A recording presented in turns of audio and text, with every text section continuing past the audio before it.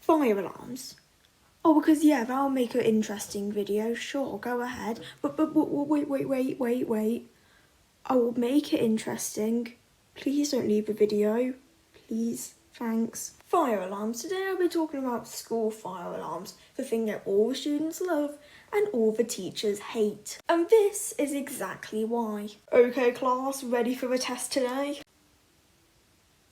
That's the spirit. Okay, question 1.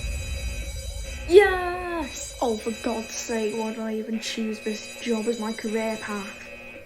Unfortunately for the teachers, but very fortunate for the students, that seems to be how most fire alarms go, which is really weird. It always happens in the tests. Sometimes you get those classes where the fire alarm is directly above your head, and if you get scared at even the slightest of noises, like me, then it can be quite a shock.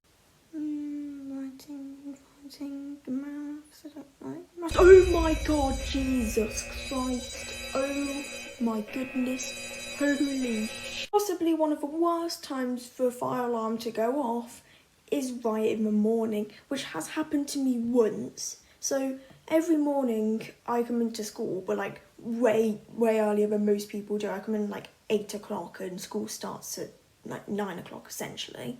And sometimes if there's like burnt toast or something, it's always burnt toast, or someone pressed a fire alarm just to have a laugh, then it is a genuine shock, and it's just loud noises just after you've woken up. It's horrible. Haven't had the alarm go off during a really important exam though, thank God. Like, praise all the people who like are in the middle of their exams, which are like really important to them, and then a fire alarm goes off because one of the dinner ladies burnt a piece of toast. Of course, the school does drills every so often, just so people are used to the procedures, which are always weird. Like, the thing with all the fire alarms, I think across the globe, is that when you're walking out of the school, you have to be completely silent, and they expect every single student to not say a word.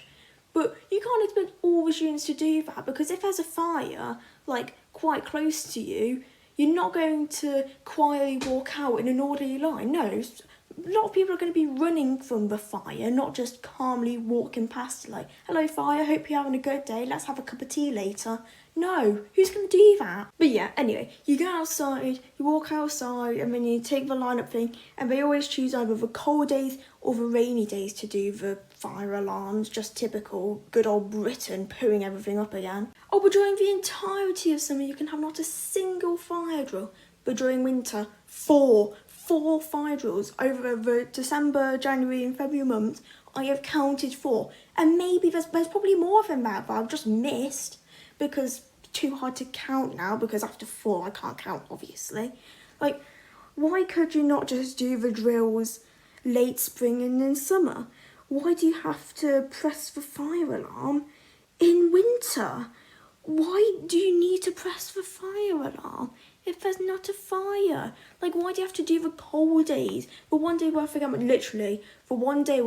my jumper, and it's a cold day outside because I did forget it, that's when the fire alarm happens. Oh, just typical, isn't it? Brilliant, thanks Britain.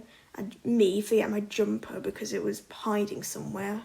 Oh, and then you have the assemblies after the fire alarm where all the teachers are like, the student who set off the fire alarm has been expelled because we will not tolerate that, and the fire brigade will not come if we keep setting it off without warning. And like, fair point, but do you think that will stop the people who want to set off the fire alarm? No, not really.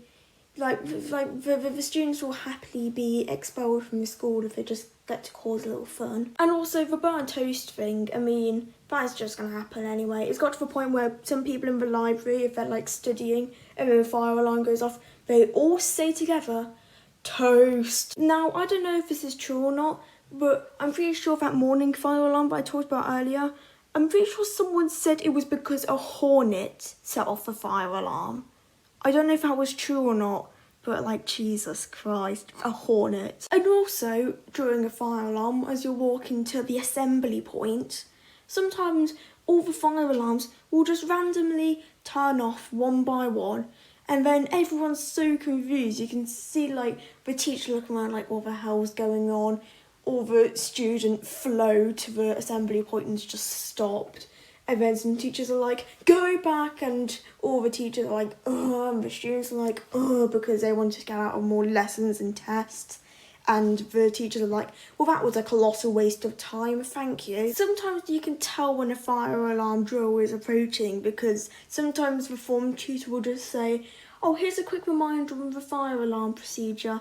And we're like, okay, guessing there's going to be a fire alarm this week. And sometimes the teachers plan a fire alarm drill, but then just before they're about to do it, someone presses the fire alarm anyway. I guess it saves them the trouble. And that's it. Thank you for watching this video on fire alarms. I hope you didn't find it too boring. Next video will hopefully be something that isn't just a weird topic to talk about. See you then. Bye bye.